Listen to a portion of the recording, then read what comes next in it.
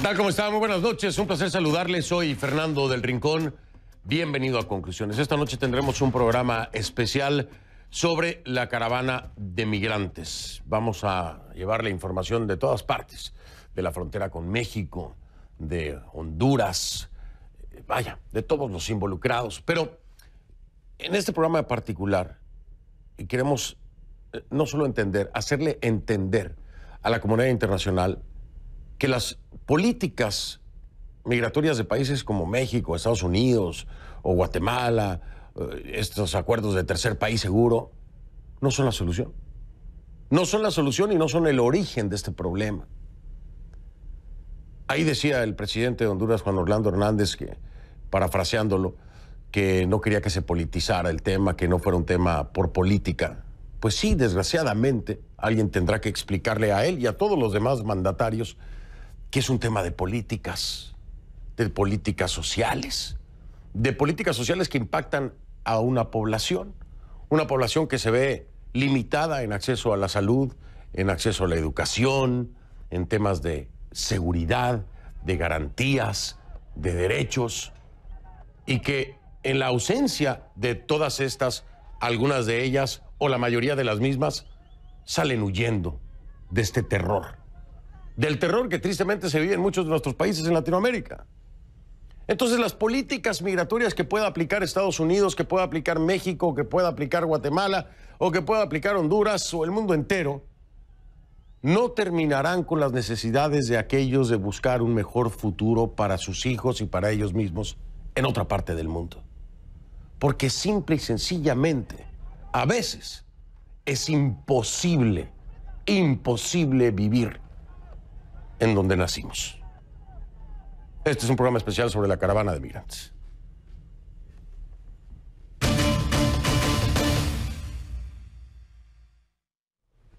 Le pido que a partir de este momento me acompañe utilizando la etiqueta #ConcluMigrantes. El hashtag es ConcluMigrantes, #ConcluMigrantes. Sus comentarios, por favor, con esta etiqueta, mi cuenta en Twitter, @soyfdelrincón, @soyfdelrincón, esa es la cuenta en Twitter, ConcluMigrantes, la etiqueta. El objetivo era, como siempre, Estados Unidos, ¿no? Pero para 219 hondureños de la caravana de migrantes centroamericanos, el trayecto acabó en la frontera sur de México. El Instituto Nacional de Migración Mexicano los devolvió a su país de origen, en colaboración con la Guardia Nacional, por no cumplir con los requisitos requeridos. Hasta ahora el gobierno de Andrés Manuel López Obrador ha fletado desde Villahermosa, en Tabasco, 2 vuelos con destino a San Pedro Sula, en Honduras. Uno con 110 personas a bordo y el otro con 109. El proceso se ha hecho, dicen las autoridades mexicanas, en estricto apego al respeto a los derechos humanos y cumpliendo las normas y procedimientos migratorios vigentes. Esos 2 vuelos no son los únicos, ¿no? Hay previstos más. Y de acuerdo con la información proporcionada por el embajador de Honduras en México, Alden Rivera, en los próximos 3 días Honduras espera el retorno vía terrestre de 1,900 migrantes de la caravana, 1,900. Elvin Sandoval está en San Pedro Sula, allá en Honduras, con más información. Vamos a enlazarnos con él en vivo en este momento. Elvin, te saludo. Buenas noches. Llegaron ya los 2 primeros vuelos. Cuéntame un poco, ¿pudiste hablar con algunos de los que llegaron o no? ¿Y cómo se está canalizando a toda esta gente, que es importante hacer entender que regresan a su país y algunos de ellos, como decimos, quemaron las naves para poder tener dinero o para poder arriesgarse y tratar de llegar a los Estados Unidos? Elvin, buenas noches. Buenas noches, Fernando. Pues no pudimos hablar con ellos porque uno de los vuelos llegó a las 9:15 de la mañana y el segundo a las 4:30. Pero sí, ahora es un poco más difícil. El gobierno ha hecho muchas restricciones en el centro de atención al migrante retornado en el Aeropuerto Internacional Ramón Villada Morales, y eso dificulta un poco la labor de la prensa porque prácticamente sacan escondidos a los migrantes. Sin embargo, déjeme decirle que mañana, a través de la frontera de Corinto, vía terrestre, Fernando, vienen 7 autobuses con aproximadamente 500 hondureños deportados de esta caravana, que como bien lo dijo usted, en los próximos 3 días van a ser 1.900 de acuerdo a lo que ha informado la Cancillería en Tegucigalpa. Hondureños que iban en esta caravana, que no pudieron ingresar a México porque no portaban la documentación que requiere el país mexicano, que es pues un pasaporte y la visa de ese país para poder seguir su recorrido, y los retornan de inmediato a Honduras. Se espera que mañana 7 de estos autobuses lleguen al centro de atención al migrante en el municipio de Omoa, de donde estaremos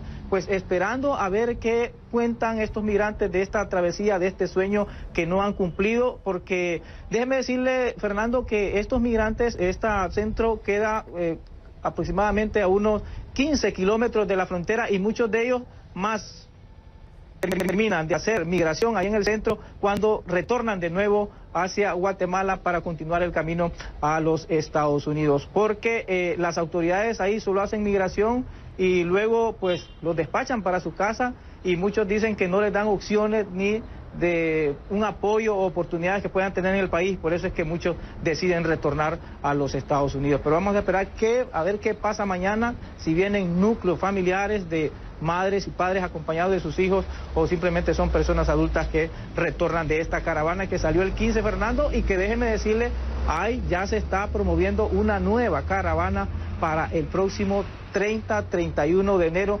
siempre saliendo de aquí de la ciudad de San Pedro Sula. Fernando. Así que 30 y 31 de enero pues, se promueve ya una nueva caravana. Elvin Sandoval, desde San Pedro Sula, me acompañó. Elvin, gracias, muy amable. Buenas noches, Fernando. Buenas noches. A ver, esto es muy importante. Vea usted cómo es un efecto de puerta giratoria, ¿no? Es una puerta giratoria, es decir, salen, llegan, los regresan, salen, llegan, los regresan. Es como una rueda sin fin. ¿Dónde está la solución de este mecanismo? ¿Dónde es que se detienen porque encontraron algo? No, esto no es nuevo. El problema es que nos vamos acostumbrando a muchas cosas y no podemos acostumbrarnos a esto. No debemos acostumbrarnos a esto. No tenemos por qué acostumbrarnos a esto. Si las políticas migratorias no funcionan, si se tiene el derecho por parte de los países de hacerlo, sí se tiene. ¿Tiene que ser regulado? Sí tiene que ser regulado. Exigen documentos que así estipula la ley. Está bien, sí, pero alguien está atendiendo el problema de origen, porque llegan y vuelven a salir. Esto no va a parar nunca. Y lo que pasa son tragedias humanas. De niños, de madres, de mujeres embarazadas, de personas de la tercera edad. Y así seguirá si no se hace nada. La pregunta que nos hacemos todos es, ¿por qué entonces siguen migrando estas personas? ¿Qué los empuja a pasar por estas situaciones, estos peligros, arriesgar la vida? Porque lo saben, lo saben. A muchos de ellos, cuando he tenido oportunidad, les pregunto, ¿usted sabe que está arriesgando la vida? Sí. ¿Vale la pena? Sí, sí vale la pena. Pues ¿en qué condiciones se vive para que valga la pena arriesgar la vida? ¿Por qué los hondureños parecen estar destinados y forzados a salir de su país? Vamos con nuestra Kay Guerrero para hablar de esto en su reporte acá.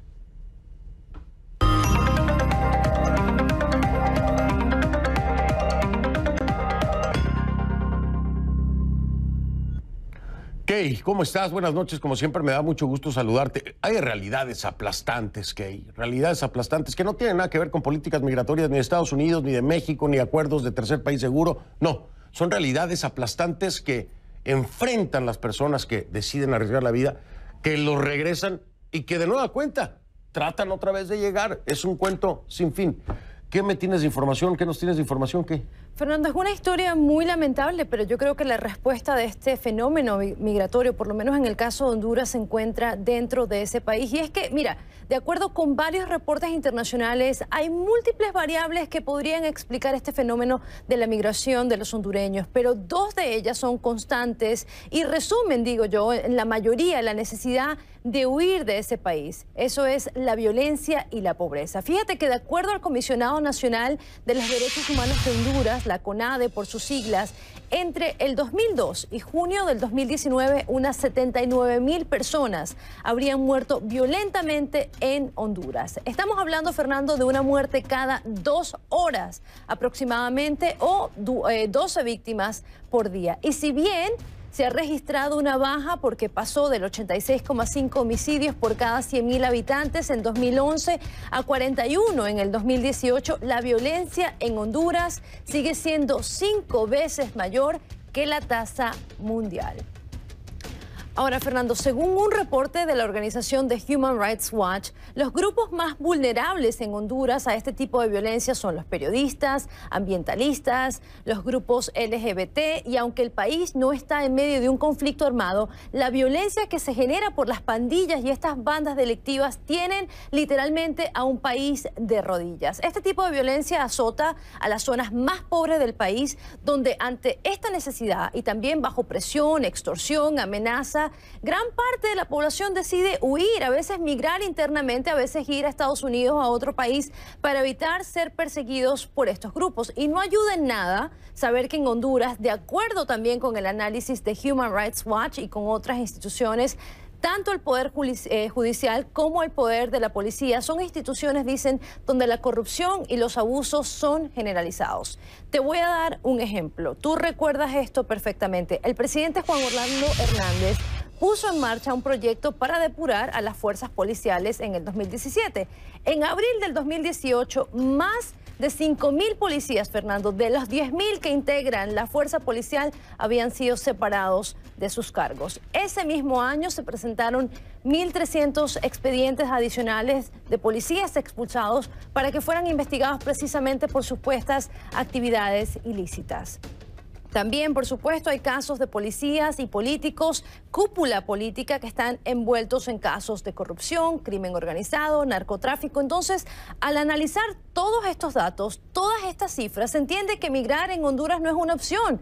Es sobrevivir. La pobreza, la violencia, la corrupción son el origen de esta situación, una situación que, como tú decías, parece insostenible. Para que tengas una idea de la escala de la pobreza, te voy a presentar los últimos indicadores del Instituto Nacional de Estadística de Honduras. Dicen que en 2018 el 61% del país vivía en pobreza, de los cuales 38% son pobreza extrema. El salario mínimo promedio es de unos $400 mensuales aproximadamente si estás empleado, pero la canasta básica, una de las más caras de Centroamérica, se sitúa en los $360. El 24% de los jóvenes en Honduras entre los 12 y los 30 años no estudian ni trabajan, y el Producto Interno Bruto per cápita apenas alcanza los $2,6. Fernando, esa es la situación, así que yo creo que en Honduras, migración por obligación. Migración por obligación, bien lo dices. Hay datos aterradores que, por ejemplo, la OIT, la Organización Internacional del Trabajo, en 2017 decía que de los países con porcentajes más altos de jóvenes desocupados, como proporción total, está Guatemala con un 55% y Honduras con un 53%. Es decir, 1 de cada 5 jóvenes busca empleo y no lo encuentra. 1 de cada 5 jóvenes. ¿Qué futuro puedes tener? No, y hay un fenómeno también importante en Honduras, Fernando, que el gobierno defiende que solamente el 5 o 7% de la población está desempleada, pero cuando tú ves lo que gana una persona empleada, te das cuenta que eso no es suficiente para vivir. Tienen que hacer otras cosas, tienen que a veces involucrarse en actividades ilícitas, y hay gente que simplemente no lo quiere hacer y busca salir, bueno, por medio de la migración. Ese es el fenómeno que estamos viendo. Por supuesto. Y bueno, y esos números laborales varían dependiendo de qué tipo de empleos se estén tomando en cuenta, ¿no? Claro, de la fuente, y además, si toman como empleo a una persona que vende tacos en la calle, ¿no? Ah, está empleado, o es empleo informal. O sea, ahí hay unos trucos para maquillar las cifras de desempleo. Pero bueno, vamos a hablar de eso más a detalle. Excelente, excelente. Gracias por dar el contexto. Gracias, ahí está. Este es el crisol, ahí está el virus, ahí está la enfermedad, ¿no? Que tiene a toda esta gente huyendo. Claro, no es de gratis. Nuestra Kay Guerrero con este reporte K, excelente reporte K. Gracias, la encuentra en vivo. En vivo aquí en el programa, y la encuentra en Twitter como @KGuerrero CNN. Gracias, Kay. Gracias, Kay. Y bueno, mientras que para decenas de migrantes el sueño se acabó, por el momento y volvieron a chocar con la realidad del punto de origen. Otros siguen a la espera de poder seguir la ruta. En la localidad de Ayutla, Guatemala, miles de personas están acampando en el anexo de la Casa del Migrante sin saber cuál va a ser su suerte. Ahí está nuestra Michelle Mendoza, vamos en vivo con ella para que nos cuente. Está cubriendo, por supuesto, pues este recorrido que han venido haciendo los migrantes. Michelle, buenas noches, te escucho con atención, te saludo.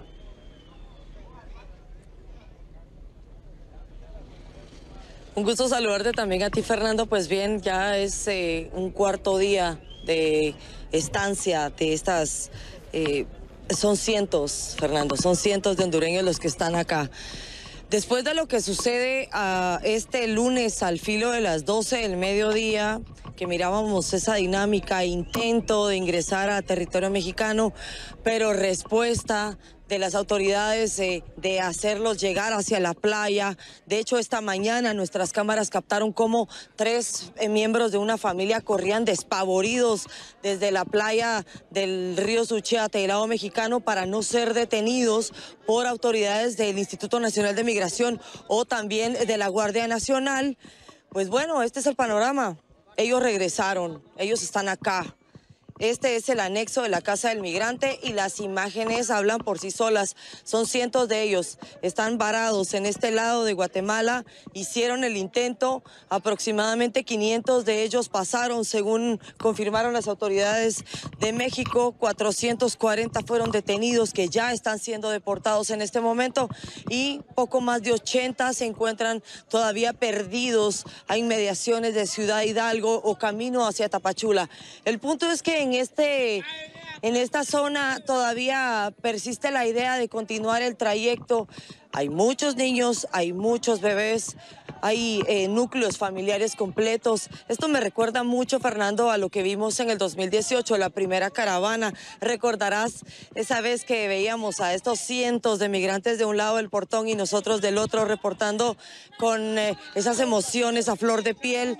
Sin embargo, ahora pues lo estamos viendo que ellos están descansando, están tratando de pasar un día más y no sabemos todavía cuál sería entonces el plan que ellos van a ahora seguir, ¿no? Porque de alguna manera las autoridades mexicanas pues ya han manifestado que no se les va a permitir el paso. Sin embargo, ellos no van a desistir, aunque ya las autoridades también de Guatemala han dicho, Fernando, que ellos están prestos a brindar transporte para todas aquellas personas que deseen retornar.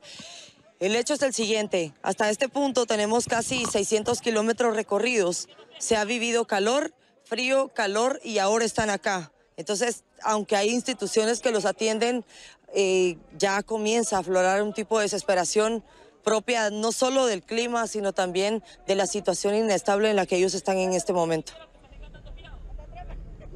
Michelle, el tema de las enfermedades es muy importante. Lo que tú has podido ver, ¿se les está dando la atención suficiente, sobre todo enfermedades de vías respiratorias en los pequeños? ¿Se les está dando la atención suficiente?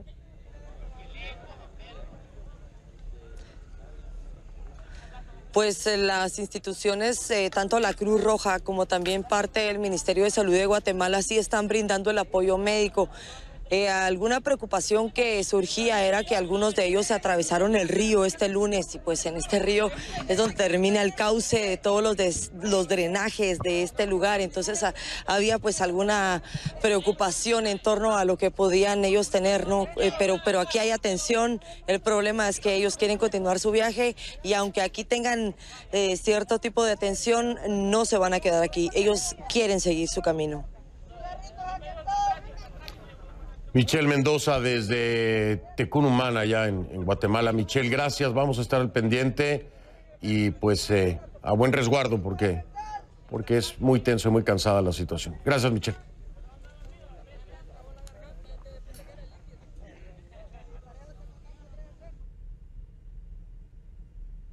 Bueno, como le he venido contando, los migrantes se enfrentan a muchísimos obstáculos por el camino.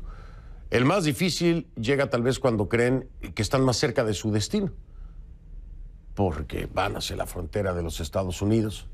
Pero no solamente hay que llegar ahí. Una vez que se llega ahí, hay que cruzarla. Muchos toman la decisión de hacerlo de forma irregular. Y en el intento, ¿sabe qué encuentran? Encuentran la muerte. Yo le pregunté a Gerardo Campos, que es vicepresidente del Grupo de Voluntarios Águilas del Desierto, sobre las opciones de estas personas. Vea usted qué contundente fue con su respuesta, escúchelo. Me imagino que cuando tú escuchas noticias de estas caravanas, el año pasado vimos caravanas impresionantes de migrantes hondureños, salvadoreños, y este año lo estamos viendo igual. ¿Qué piensas cuando los ves, cuando escuchas estas noticias? ¿Van a ser los cuerpos que encuentran? Pues simplemente mi primer pensamiento es mucha de esta gente va a morir. Es que no hay otra opción para ellos. Ellos no saben a dónde van a entrar, no saben los terrenos que van a pisar, el sufrimiento. Y lo peor es que, o no sé si le pueda llamar así, pero lo triste es que traen a sus hijos, muchos de ellos traen a sus hijos. Y no sé en dónde cae el derecho de cada individuo, del adulto o de los niños, porque ¿con qué derecho un adulto puede traer a un niño? A arriesgar la vida, ¿no? A arriesgar la vida. Y muchos han quedado muertos ahí. Es dramático, es contundente. Tiene que conocer esta parte de la historia de los migrantes. No todo se queda en la frontera, desgraciadamente. Algunos se quedan en el desierto. Este domingo 26 de enero, acompáñeme a dar una mirada profunda precisamente a la labor que realiza este grupo. Es el grupo Águilas del Desierto. Son voluntarios que se niegan a ignorar las tragedias que se viven día a día en la frontera sur de Estados Unidos. Se niegan a abandonar incluso los cuerpos. Este documental se llama No Olvidado, Muerte y Dignidad en la Frontera. Desde Sonora y Arizona, veremos cómo estas personas se dedican a buscar los cuerpos de los inmigrantes que no llegaron a destino. Darles una sepultura digna y tratar de darle un cierre a sus familiares. Muchos de ellos sin saber qué fue del paradero de sus seres queridos porque no saben si lograron cruzar, llegaron, no llegaron o murieron. No Olvidado, Muerte y Dignidad en la Frontera, presentado por un servidor. Este es el domingo 26 de enero a las 7 de la noche. Este próximo domingo 26 de enero a las 7 de la noche. Vamos a continuar con este programa especial al regresar. ¿Qué es lo que está haciendo o ha dejado de hacer el gobierno de Juan Orlando Hernández para ayudar a los hondureños y evitar caravanas de migrantes? Vamos a hablar de eso y entender que el problema está en el origen y la solución también está ahí. Y sí, señor, se trata de un tema de política, porque sus decisiones pueden mejorar o empeorar la vida de los hondureños.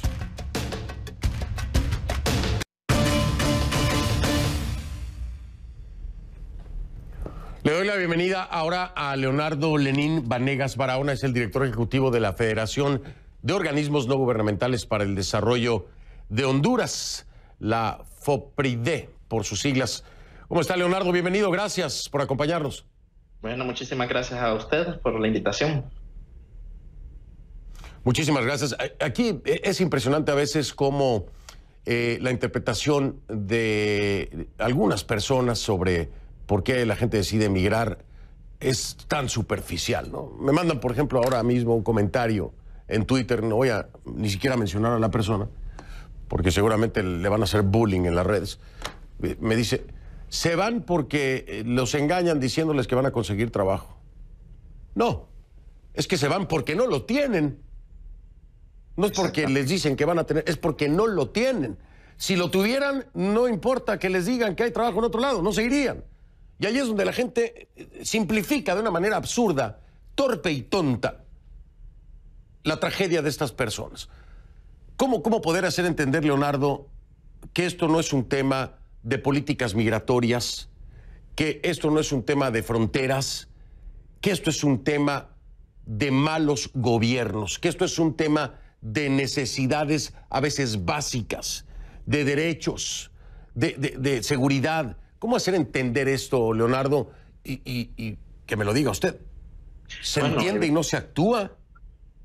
Sí, evidentemente nos enfrentamos a una situación problemática por la expulsión de muchos ciudadanos en Centroamérica debido a las condiciones estructurales que tienen estos países En Honduras los índices de pobreza son alarmantes. Estamos hablando de un 65-67% de personas viviendo en pobreza, según los datos del Banco Mundial.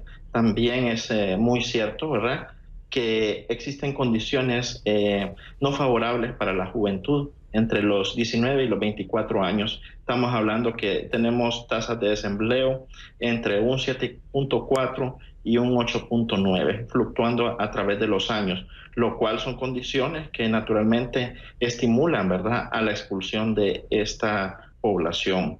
De alguna manera, pues también la violencia, el crimen organizado han influido bastante en estos países para expulsar población.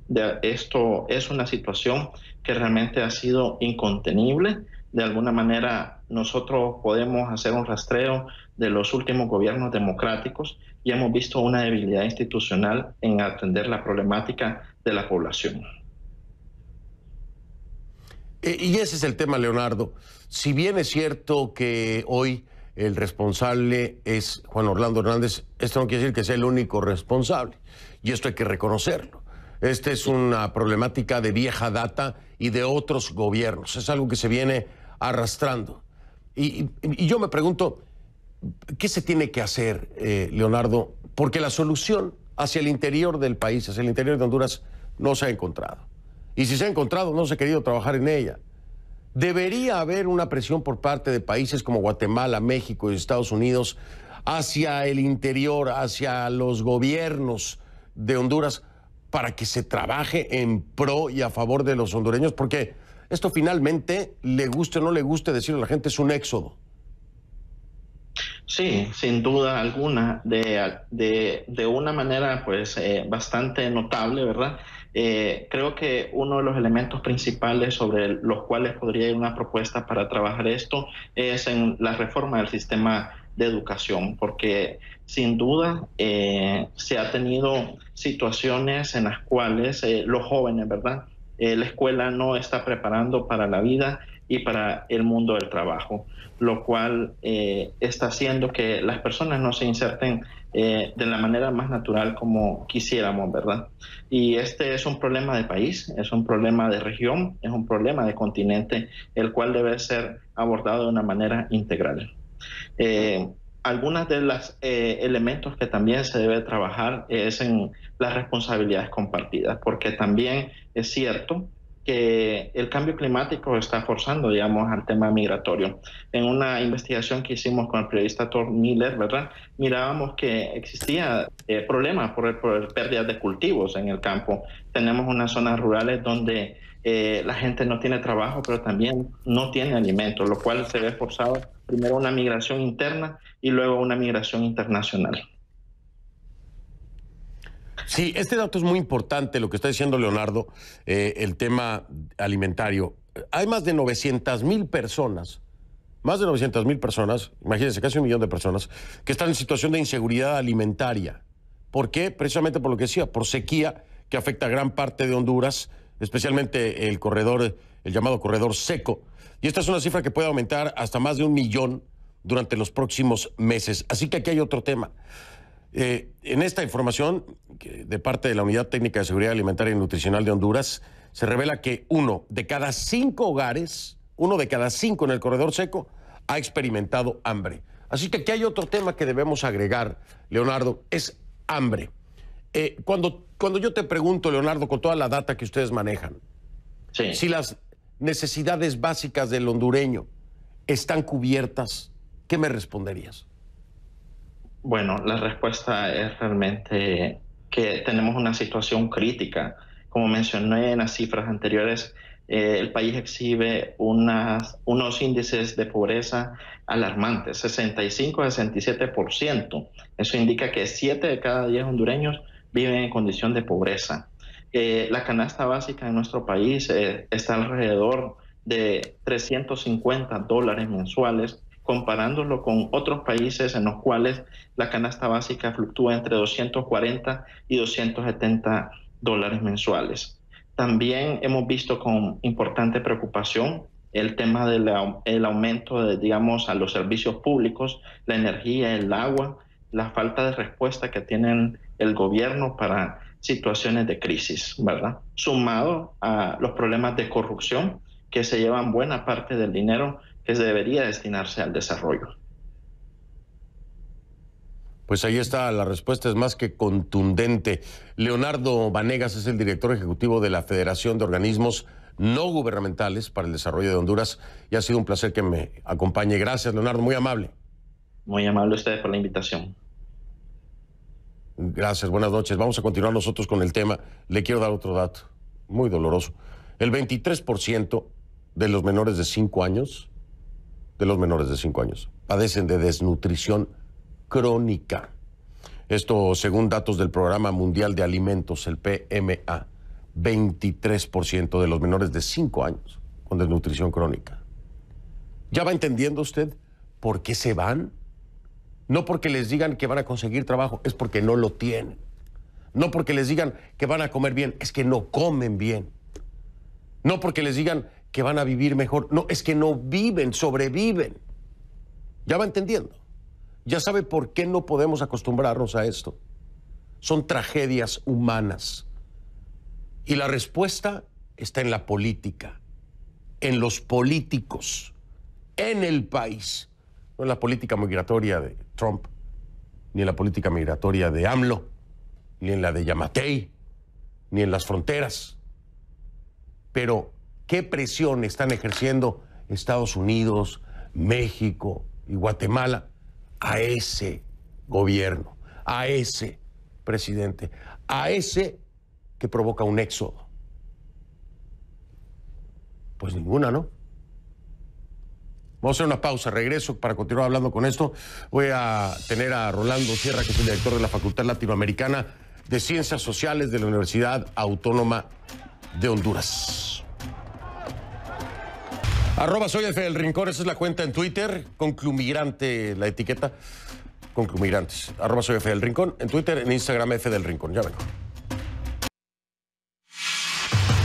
Le doy la bienvenida a Rolando Sierra, es el director de la Facultad Latinoamericana de Ciencias Sociales de la Universidad Autónoma de Honduras.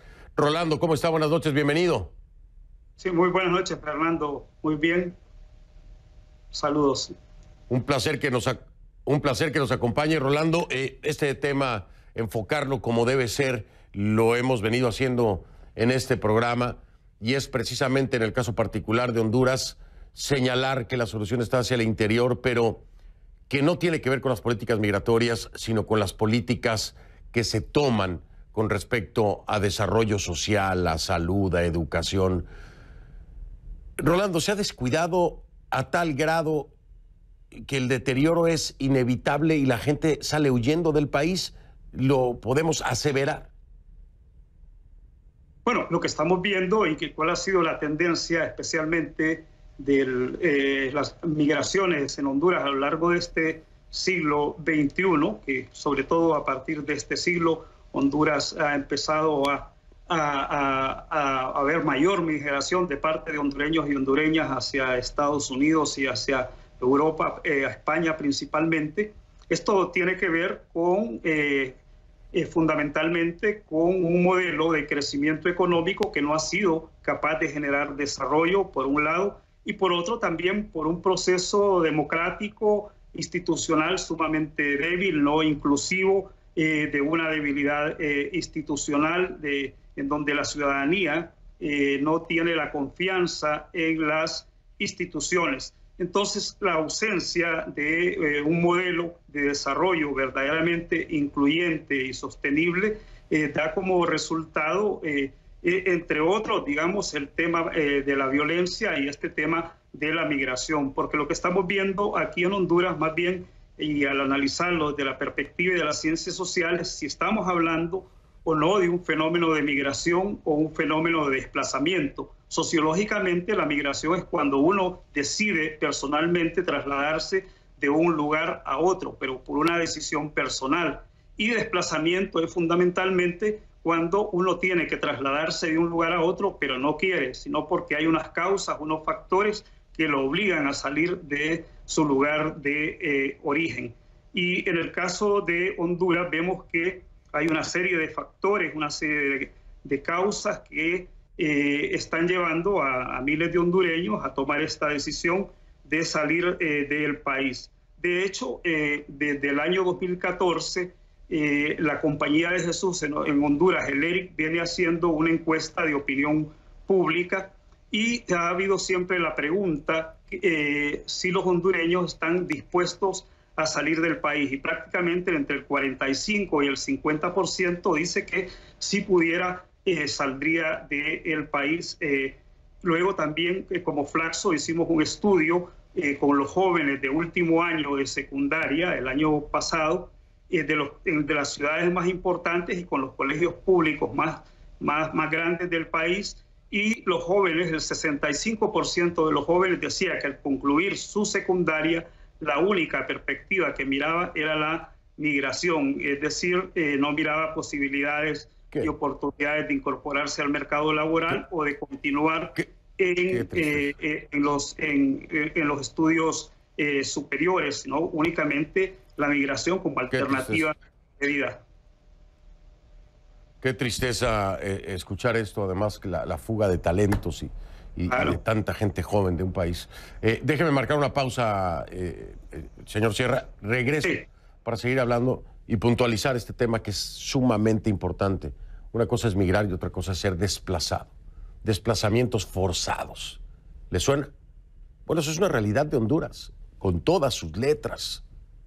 Pero ¿cuántos de los que se van, qué porcentaje son desplazados forzadamente? Vamos a hablar de eso al regresar. Ya vengo. Estoy con Rolando Sierra, que es el director de la Facultad Latinoamericana de Ciencias Sociales de la Universidad Autónoma de Honduras.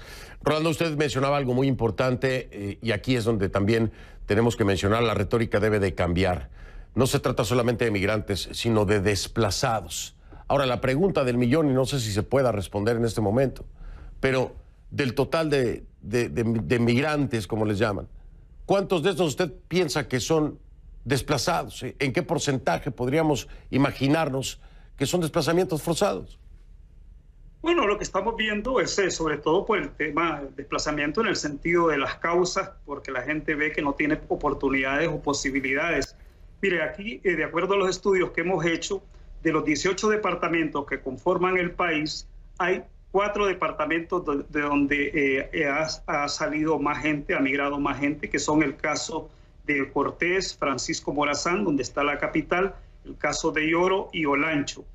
Tanto Cortés y Francisco Morazán es donde está el mayor porcentaje de población urbana, y no son los departamentos más pobres, sino más bien los departamentos con mayor nivel de desarrollo en el país. El caso de Yoro y el caso de Olancho son departamentos más rurales y con población de pobreza. Pero al analizar estos 4 departamentos, también si comparamos la violencia y los homicidios, son los departamentos con más altos niveles de violencia y homicidios según el Observatorio de la Violencia de la Universidad Nacional Autónoma de Honduras. Entonces pareciera que una de las causas o factores principales de la emigración es la violencia. Entonces, y la violencia está generando acá tanto desplazamiento interno como migración forzada internacional. De hecho, el año pasado se presentó también